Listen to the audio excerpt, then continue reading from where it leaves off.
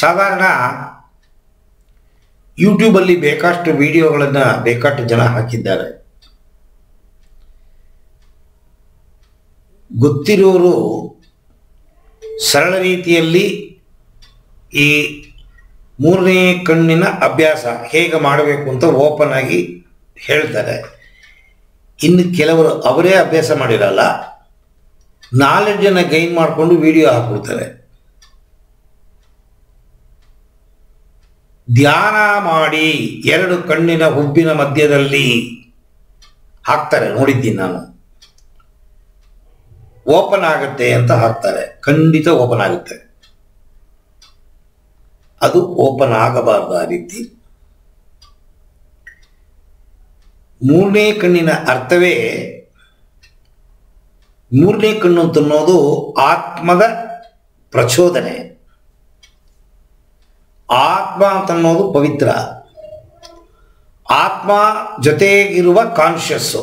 ನಾನು ನಿಮಗೆ ಲಾಸ್ಟ್ ಕ್ಲಾಸಲ್ಲಿ ಹೇಳಿದ್ದೀನಿ, ಇದು ಆತ್ಮ, ಇದು ಕಾನ್ಷಿಯಸ್ಸು, ಮನಸ್ಸು ಎರಡು ಸೇರಿಕೊಂಡಿದೆ, ಬಿಡುಗಡೆ ಇಲ್ಲ, ಸೇರಿಕೊಂಡಿದೆ. ಕಾನ್ಷಿಯಸ್ಸೇ ಬೇರೆ, ಆತ್ಮವೇ ಬೇರೆ, ಜೊತೆ ಸೇರಿಕೊಂಡಿದೆ.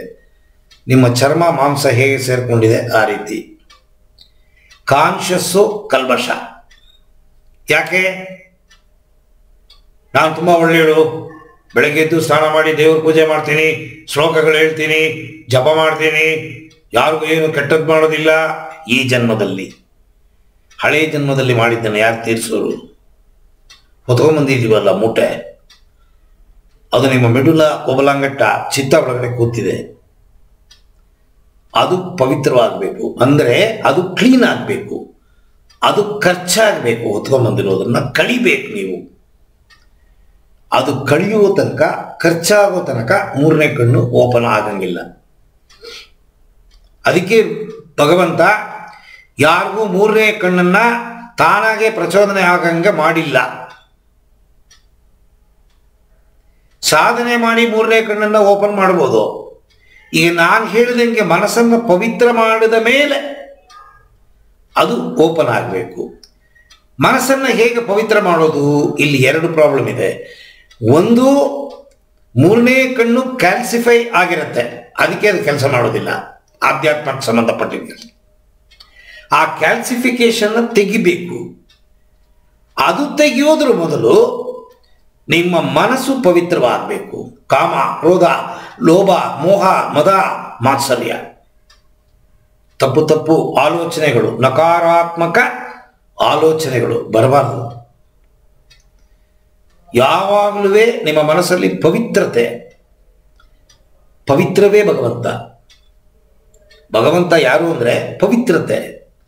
ಅಹಂ ಬ್ರಹ್ಮಾಸ್ಮಿ ಯಾವಾಗ ಬರುತ್ತೆ? ಪವಿತ್ರವಾದಾಗ. ಈ ಸೀರಿಯಲ್ ಬರುತ್ತೆ ನೋಡಿ, ಶಿವ ಶಕ್ತಿ, ನೋಡ್ತೀರಾ?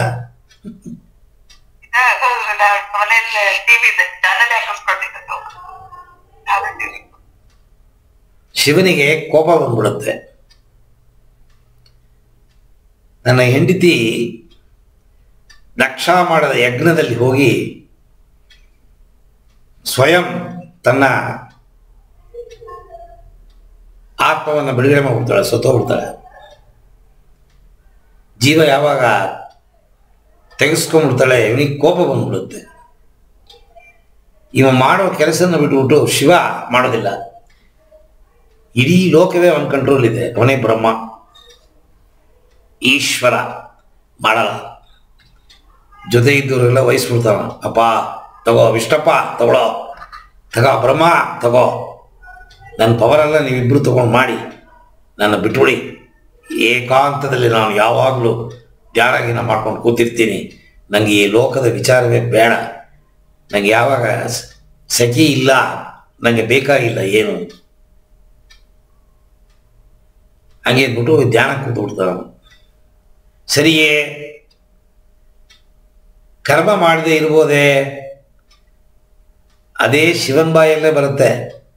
ಭಗವಂತ ಕೂಡ ಕೆಲವು ಟೈಮಲ್ಲಿ ತಪ್ಪು ಮಾಡ್ತಾನ. ಸೊ ತಪ್ಪನ್ನು ತಿದ್ದುಕೋಬೇಕು ನಾವು. ಭಗವಂತ ತಿದ್ದುಕೊಂತಾನ, ಈಶ್ವರ. ಅದು ಮುಂದೆ ಕತೆ ಬೆಳೆಯುತ್ತೆ ಅದು. ಸೊ ಹಾಗೆ ಅಪವಿತ್ರದಲ್ಲಿ ಏನು ಸಾಧನೆ ಮಾಡಕ್ಕೆ ಸಾಧ್ಯವಿಲ್ಲ. ಕಾಮ, ಕ್ರೋಧ, ಲೋಭ, ಮೋಹ, ಮದ, ಮಾತ್ಸರ್ಯ ಹೆಚ್ಚೆಚ್ಚು ಹೆಚ್ಚೆಚ್ಚು ಹೆಚ್ಚೆಚ್ಚು ಕೆಲಸ ಮಾಡಿದಾಗ ದುಃಖ ಮತ್ತು ಪಾಪಕರ್ಮ ಸೃಷ್ಟಿಯಾಗತ್ತೆ ಹೊರತು ಒಳ್ಳೆ ಕರ್ಮ ಸೃಷ್ಟಿ ಆಗಲ್ಲ. ಸೊ ಹೇಗೆ ಪವಿತ್ರ ಮಾಡೋದು ಅಂತನ್ನೋದು ನೆಕ್ಸ್ಟು.